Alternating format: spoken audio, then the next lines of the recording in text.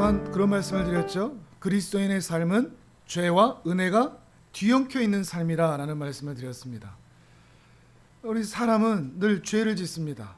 죄와 은혜의 교차로 앞에서 우리가 향하는 방향은 늘 죄를 향해서 갑니다. 죄뿐입니다. 죄밖에 드러나지를 않습니다. 그런데 하나님께서는 쉼없이 끊임없이 우리에게 은혜를 베풀어 주십니다. 그래서 죄로만 가득한 우리 인생에 은혜가 끼어들어서 우리로 하여금 은혜의 자리로 이끌어 가게 하시는 것입니다. 그러나 이 은혜가 우리에게 간섭되지 않고 개입되지 않는다면 우리에게선 죄밖에 드러날 것이 없을 것입니다. 다윗이 지금 그렇죠. 다윗이 지금 온통 죄의 이야기로 가득합니다. 자신의 그 충성스러운 부하의 아내를 간음하고 또 자신의 죄를 감추기 위해서 그 충성스러운 부하를 죽음으로 내몰기까지 하면서 그가 드러내고 있는 그 추잡한 그 악랄한 죄악들은 너무나 안타깝기까지 한, 충격을 받기까지 한 그런 내용이라 할 수 있습니다. 그런데 이렇게 중한 죄를 지었으면서도 그렇게 나단 선지자가 오기 전까지 아무런 양심의 가책을 느끼지 못하고 있다, 돌이키지 않고 있다는 것은 더 충격적이라고 할 수 있습니다. 더 충격적인 것은 그렇게 양심의 가책이 없을 뿐만 아니라 그런 가운데서도 예배드리고 있고, 그런 가운데서도 제사 드리고 있고, 찬양하고 있고, 기도하였을 다윗의 모습이라 하는 것입니다. 앞에서는 사울의 손자 무비보셋에게 하나님의 헤세드를 흘려보내는 그런 모습까지 보냈지 않습니까? 이 다윗의 모습을 우리가 어떻게 설명할 수 있겠습니까? 너무나 의문스럽죠. 너무나 분명한 사실은 하나님의 은혜가 우리의 삶에 끼어들지 않는다면, 하물며 다윗이라고 할지라도 그렇게 그의 고생 가운데 성숙해가고 자라왔고 하나님과 친밀해 왔었던 그런 신앙의 전력을 가지고 있었던 다윗이라고 할지라도 하나님의 은혜가 그 인생 가운데 간섭하지 않는다면 무너질 수밖에 없다는 것을 분명히 보여주는 그런 말씀이라 할 수 있다는 것입니다. 모태신앙이라고 안심할 게 아닙니다. 신앙생활 오래 해왔다고, 내가 이전에 이러이러한 신앙의 모습을 가지고 있었다고 안도할 것이 결코 아니라는 것입니다. 단 한순간도 하나님의 은혜가 우리의 영혼을 휘어잡지 않으신다면 우리는 언제라도 죄를 드러낼 수밖에 없는 비참한 죄인이라 하는 것이죠. 그러니 우리가 품어야 할 정말 중요한 소망, 우리가 정말 가져야 할 소원, 그것은 돈 많이 벌게 해주세요, 잘 되게 해주세요, 성공하게 해주세요가 아니라 우리가 정말 품어야 할 소망은 하나님 은혜를 베풀어 주세요. 단 한순간도 나의 죄인된 본성이 드러나지 않도록 나의 그 죄성들을 눌러주세요. 은혜로 책임져 주세요. 이것이 우리의 간절한 소망이 되어야 할 것입니다. 그래야만 죄와 은혜의 교차로에서 죄로만 향할 수밖에 없는 우리들이 드디어 은혜의 이야기를 써내려갈 수 있게 되기 때문에 그렇습니다. 그러니 이 다윗의 이야기도 앞에 나와 있었던 그 추잡한 죄들, 그것만 보지 말라고 그랬죠. 그 뒤에 나오는 하나님께서 은혜로 회복시켜 주시는 그 모습과 연결시켜 보아야 한다고 그랬죠. 죄의 이야기와 은혜의 이야기를 같이 연결시켜 볼 때, 하나님께서 이렇게 우리에게 은혜를 베풀어 주시는구나 하는 것을 확인할 수가 있는 것입니다. 그런데 하나님께서는 이런 은혜의 이야기를 어떤 방식으로 우리에게 흘려보내 주신다고 하셨죠? 우리의 은혜의 이야기는 어떻게 시작됩니까? 하나님의 은혜의 이야기는 하나님의 사람을 통해서 하나님의 말씀을 통하여 우리에게 은혜가 시작된다는 것입니다. 은혜는 말씀으로부터 시작이 됩니다. 하나님의 은혜가 아니고서는 하나님의 말씀이 아니고서는 하나님의 은혜를 받을 수 있는 통로가 없습니다. 보편적으로, 일반적으로 하나님께서는 말씀을 통해서 각 사람에게 은혜의 이야기를 시작하신다는 것입니다. 그런데 우리는 자꾸만 다른 걸 보려고 합니다. 말씀은 재미가 없습니다. 공부라고 생각을 하게 될 때가 많습니다. 그런데 하나님은 말씀을 통해서만 우리에게 은혜를 주시거든요. 말씀을 통해서만 우리의 마음밭을 기경하시거든요. 그런데 우리는 자꾸 꿈이나 환상이나 상황이 잘 되는 거나 문제가 해결되는 거나 또 우리가 성공하는 거나 이런 것들이 막 자꾸 생겨야 내게 은혜가 임하는구나 라고 판단을 한다는 것이죠. 그런데 그러한 요소들은 기독교가 아니어도 얼마든지 경험할 수 있는 요소들입니다. 기독교 밖에 다른 종교에서도 내가 이 종교를 믿었더니 뭔가 잘 된다 하는 것을 경험할 수 있습니다. 그런데 기독교만의 유일한 하나님의 은혜의 통로는 하나님의 말씀뿐이라는 것입니다. 내 말씀을 모르고서, 말씀을 듣지 않고서, 말씀을 가까이 하지 않고서 하나님의 뜻을 알 수가 없다는 것이죠. 이것을 기억하셨으면 좋겠습니다. 하나님의 은혜는 하나님의 사람을 통하여 하나님의 말씀을 통해 우리에게 시작된다. 근데 문제는 하나님의 말씀을 들으려 쳐도, 하나님의 말씀을 가까이 하려고 쳐도 들립니까? 안 들립니까? 잘 안 들리죠. 남의 이야기 하는 것 같고, 이스라엘 나라 이야기, 이스라엘 사람 이야기, 다윗이 그랬는데 나하고 무슨 상관이야? 내가 뭐 간음을 했나? 내가 뭐 사람을 죽였나? 그게 나하고 무슨 상관인가? 남의 이야기로 들리는 겁니다. 그런데 그 남의 이야기가 어느 순간 내 이야기로 바뀌어 들려가기 시작하는 거죠. 그게 이제 은혜인 거죠. 다윗과 나단 선지자의 모습이 그러했지 않습니까? 나단 선지자가 와서 남의 이야기 하듯이, 아니 이스라엘에, 당신이 왕으로 있는 이 이스라엘에 가난한 사람의 그 소중한 암양 새끼, 그걸 빼앗아 가지고 자기 손님을 대접했다지 않습니까? 이 사람은 어떻게 해야 되겠습니까? 다윗도 남의 이야기 듣는 것처럼 그렇게 듣다가, 그런 놈 죽여버려야지, 하나님의 말씀이 다스리는 나라인데 그렇게 하면 안 되지, 보상을 해야지, 죽여야지. 그런데 나단 선지자가 뭐라고 그럽니까? 당신이 그 사람이라던데요?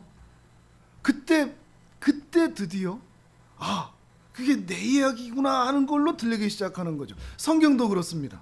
천지를 창조했다는 이야기, 아담이 죄를 지었다는 이야기, 모세를 통해서 출애굽했다는 이야기, 가나안을 정복했다는 이야기, 사울의 이야기, 다윗의 이야기, 솔로몬의 이야기, 수많은 선지자들의 이야기, 예수님이 오셨다 하는 이야기, 예수님이 죽으셨다, 부활하셨다, 승천하셨다, 언젠가 다시 오셨다는 이야기가 남의 이야기로 들립니다. 성경에는 그런다더라. 그런데 어느 순간 그 남의 이야기가 내 이야기로 들리기 시작합니다.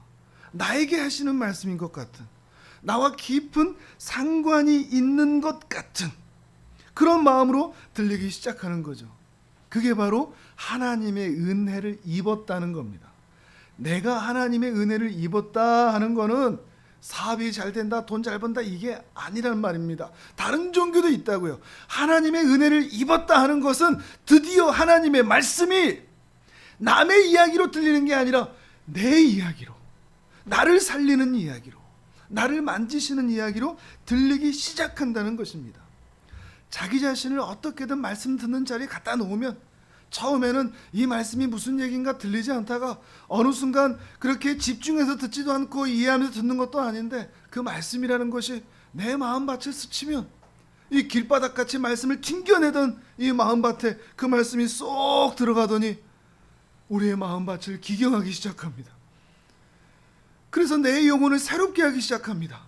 내 죄된 본성을 멀리하게 만들고 하나님이 기뻐하시는 성령의 열매들이 100배, 60배, 30배 내 삶에서 맺혀지기 시작합니다. 우리가 그 열매들을 바라보기 시작하는 것이죠. 이것이 은혜 입었다는 것입니다. 이 은혜를 입는 은혜가 여러분 모두에게 있기를 주님의 이름으로 축복합니다. 또한 이 은혜를 더욱 사모하실 수 있기를 바랍니다.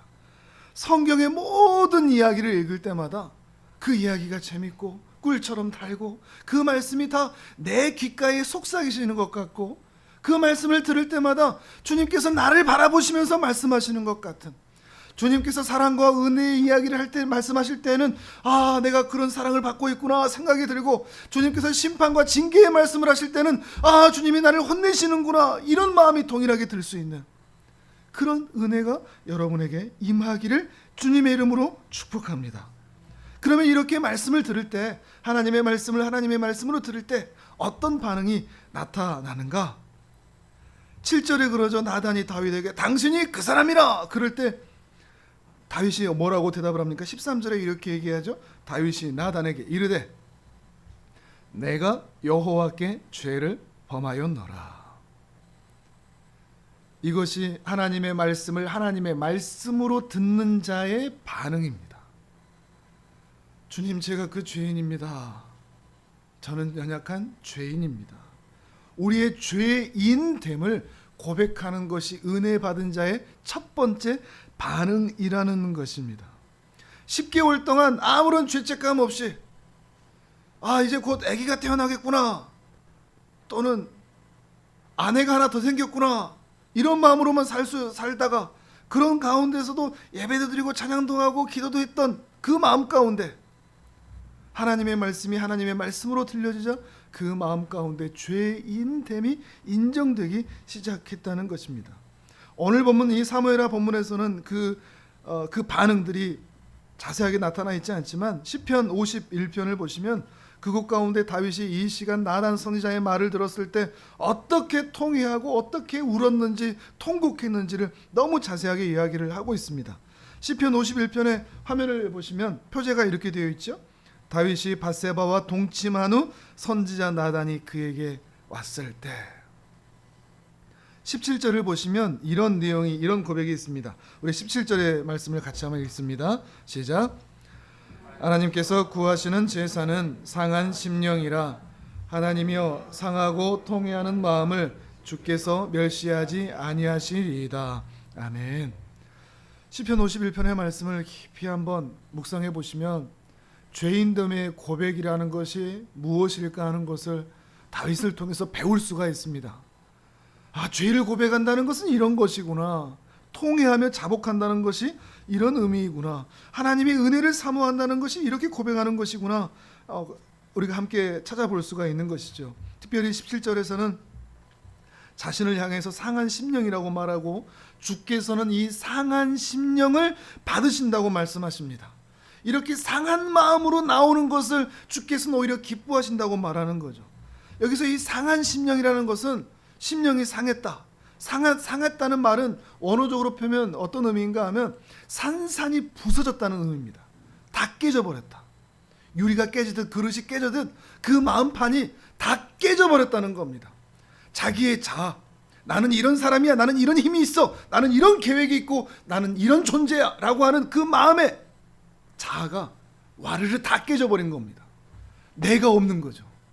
내가 그동안 쌓아왔던 신앙의 업적들이 사라지고 내가 가지고 있던 신앙의 자랑들이 무너지고 나의 나됨이 다 무너지고 산산이 깨져버린, 그래서 나의 죄됨만 드러날 수밖에 없는 그 마음으로 애통하며 자신의 죄를 고백하고 있다는 것입니다.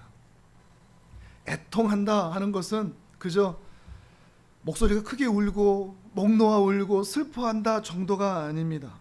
애통한다는 것은 마음이 깨지는 겁니다. 심령이 깨지는 것입니다. 무너지는 것입니다.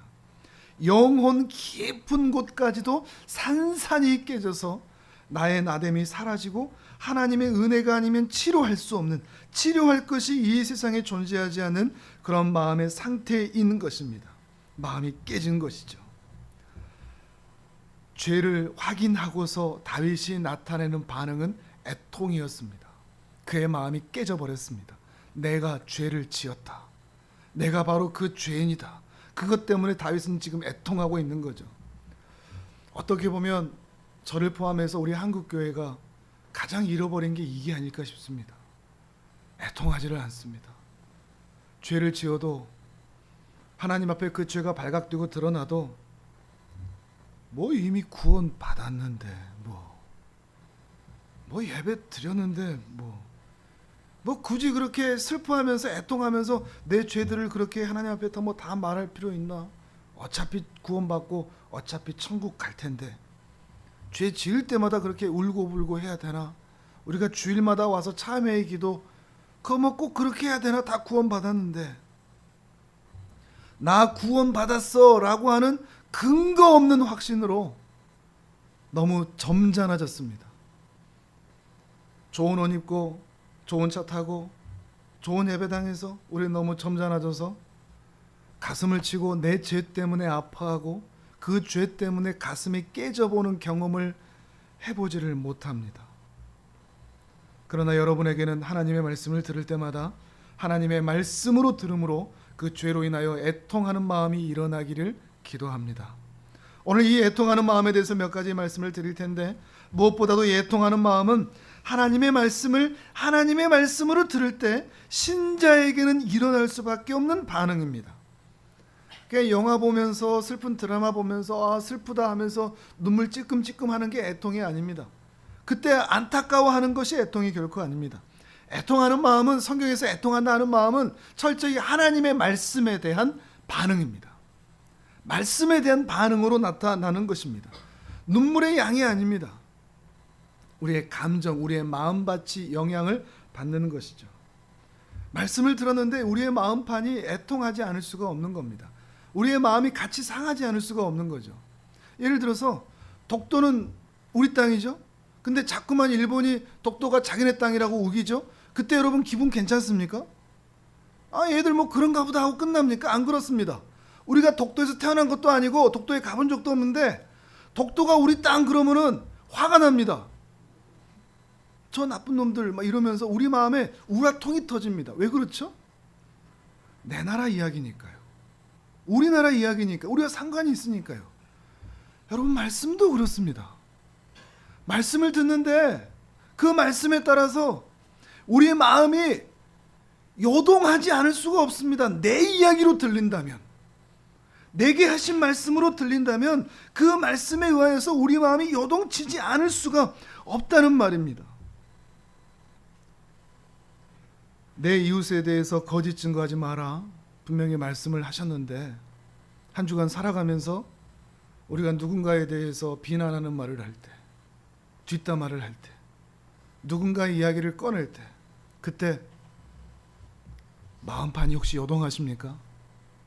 이 말씀이 생각나서 내 이웃에 대해서 그렇게 하지 말라고 그랬는데, 주여 내가 지금 방금 내 입으로 그렇게 했습니다. 간음하지 말라고 그랬는데, 마음으로만 간음한 것도 하나님은 그것이 간음이라고 그러셨는데,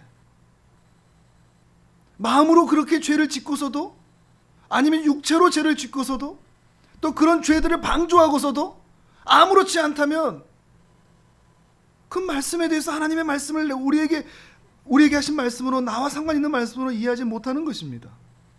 도둑질하지 말라고 그랬는데 도둑질하고서도 마음의 양심이 찔리는 게 없다면, 안식일을 거룩하게 지키라고 했는데 그거에 대해서 그 마음이 무뎌져 있다면, 그럼 하나님의 말씀을 하나님의 말씀으로 듣지 못하는 겁니다. 근데 어떤 사람들은 우리가 주일에 십계명을 같이 읽고 낭독할 때 그 십계명이 천둥 소리처럼 들립니다. 무섭습니다. 왜요? 내 일주일의 삶이 드러나기 때문에 그렇죠.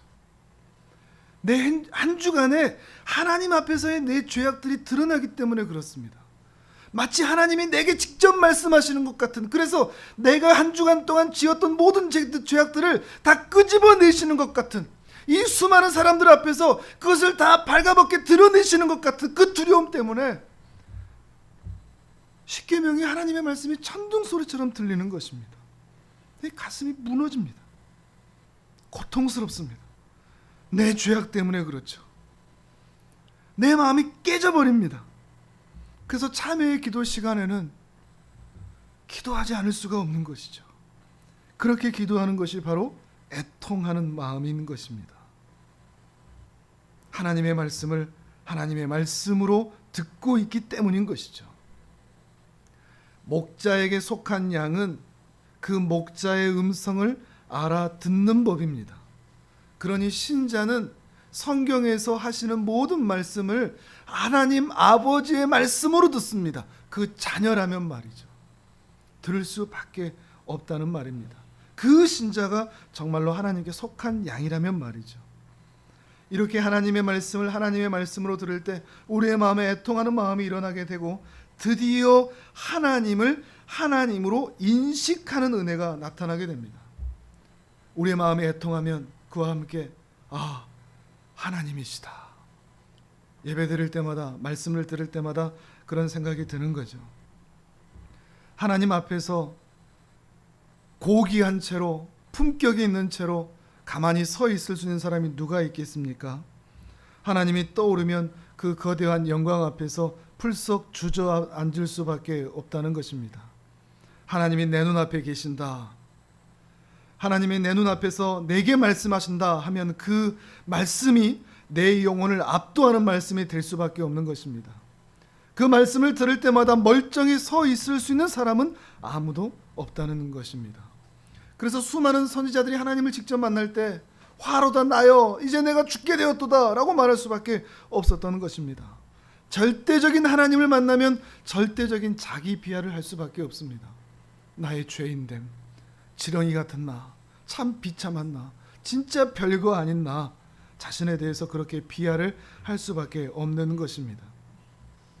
그런데 왜 우리가 하나님을 하나님의 말씀으로 듣지 않고 하나님을 하나님으로 인식하지 못하니 그 하나님의 임재와 영광스러움 앞에서 무릎 꿇은 경험이 없는 것입니다. 마음의 무릎을 꿇어본 경험들.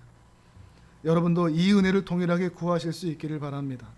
하나님의 말씀을 하나님의 말씀으로 들을 때 우리의 마음이 드디어 애통하게 되고 그 애통하는 마음을 통하여 드디어 하나님을 하나님으로 인식하게 되는 그 임재와 영광 앞에 서게 되는 그 복된 은혜를 구하실 수 있기를 바랍니다. 이것이 우리에게 매우 시급합니다. 또한 하나님께서 하나님의 말씀을 듣는 자에게 하나님을 인식하게 하고 그리고 그 인식함 앞에서 우리는 하나님께서 얼마나 많은 은혜를 베풀어 주셨는지 확인하게 됩니다. 하나님의 은혜를 확인합니다. 오늘 보면 같이 한번 읽어보실까요? 7절, 8절, 9절 7절, 8절, 9절의 말씀을 우리 같이 읽도록 합니다. 시작. 나단이 다윗에게 이르되 당신이 그 사람이라 이스라엘의 하나님 여호와께서 이와 같이 이르시기를 내가 너를 이스라엘 왕으로 기름 붓기 위하여 너를 사울의 손에서 구원하고 내 주인의 집을 내게 주고 내 주인의 아내들을 내 품에 두고 이스라엘과 유다 족속을 내게 맡겼느니라. 만일 그것이 부족하였을 것 같으면 내가 내게 이것저것을 더 주었으리라. 그러한데 어찌하여 내가 여호와의 말씀을 업신여기고 나 보기에 악을 행하였느냐. 내가 칼로 햇사람 우리아를 치되 암몬 자손의 칼로 죽이고 그의 아내를 빼앗아 내 아내로 삼았도다. 아멘. 핵심 단어 몇 가지를 연결해 보겠습니다. 7절에 보면 그렇죠. 내가 너를 왕 삼았다. 내가 너를 왕 삼았다. 목동, 목자. 아무것도 아닌 네가 왕 된 게 누구 때문이냐? 네가 잘나서냐? 내가 너를 왕 삼았다. 내가 너를 그렇게 만들었다. 8절에 그러죠. 내가 너를 그렇게 대우했는데 혹시 너한테 뭔가 부족한 게 있었다면 이것저것 요구했다면 내가 내게 다 주었을 거다. 더해 주었을 거다. 근데 9절에 그러죠. 그런데 왜 그랬냐? 그런데 어찌하여 넌 나를 업신여겼냐? 넌 나를 무시하고 악을 행했냐? 내가 너한테 부족한 것 없이 모든 것을 주고 내 실력이나 노력이 아니라 너를 위해 다 해주었는데 내가 너한테 너의 인생을 책임져 주면서 필요한 모든 것을 공급한 그것이 부족하더냐? 그것에 만족이 안 되더냐? 내가 너를 위해서 그렇게 해주었는데 네 충성스러운 부하를 죽이면서까지 그의 아내를 간음하면서까지 네 것으로 삼아야 했느냐?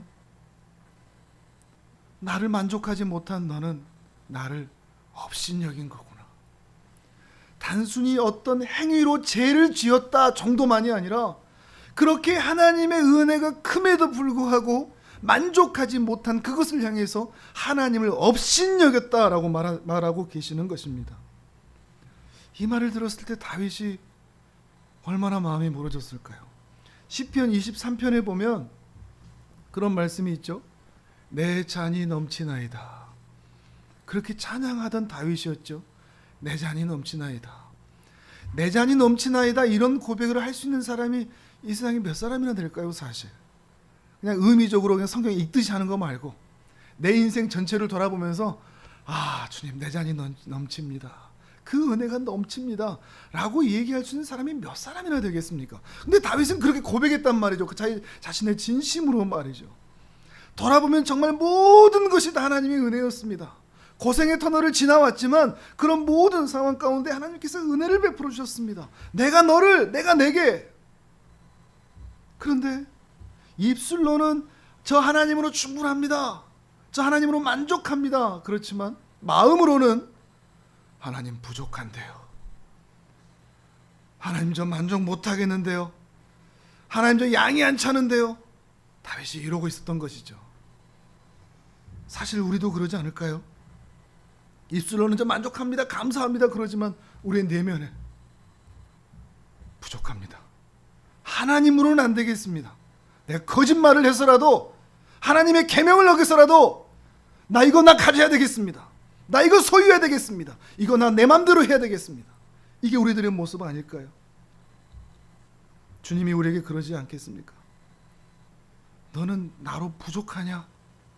너는 꼭 너한테 뭔가 해줘야, 돈 좀 얹어주고 뭐 잘 되는 것 좀 주고 그래야만 감사하더라. 우리에게 그러지 않으실까요? 근데 뭐 안 주는 것 같고 조용히 있는 것 같으면 꼭 불평하더라. 그리고 또 죄를 짓더라. 너의 인생을 다 돌아보면 내가 내게 필요한 모든 것을 내가 너를 위해 다 해주었는데, 심지어 내 아끼는 독생자마저 너희들을 위해서 내주고 내 생명까지도 십자가에서 다 내주었는데, 줄 거 다 주었는데 그래도 너희는 나로 만족하지 못하냐? 만약에 여러분이 지금 이 자리에서 박 목사가 하는 말로 안 듣고 하나님께서 여러분의 눈을 쳐다보시면서 넌 나로 만족 못하냐? 부족하디?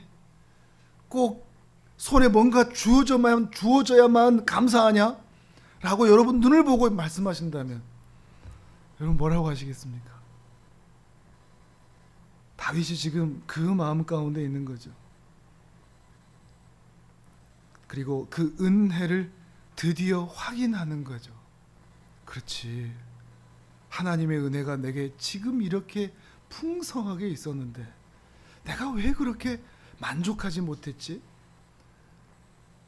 어제입니까? 그제입니까? 그 스카이캐슬 드라마 이렇게 끝나는 거 이렇게 끝부분 보니까 자세히는 기억이 안 나지만 그 엄마가 그 마지막에 그렇게 얘기하더라고요.